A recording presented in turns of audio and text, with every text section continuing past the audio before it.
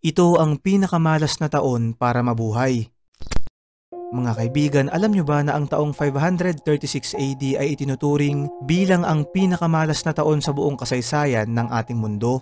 Binansagan pa nga ito bilang the Year of Darkness dahil sa iba't ibang trahedya at kaguluhan ang nangyari sa panahong to. Nagkaroon ng isang napakalakas na pagsabog ng bulkan sa Iceland na dahilan upang mabalot ng usok ang kalangitan at maging madilim ang paligid sa Europe, Asia at Africa sa halos buong taon na yun. Dahil dito ay bumaba rin ang temperatura sa ating mundo ng 15 degrees na nagresulta naman sa matinding taggutom.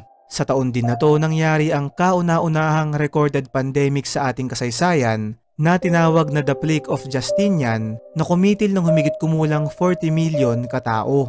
Nagkagulo rin ang iba't ibang imperyo at mga bansa na dahilan upang bumaba ng halos kalahati ang populasyon ng mga tao.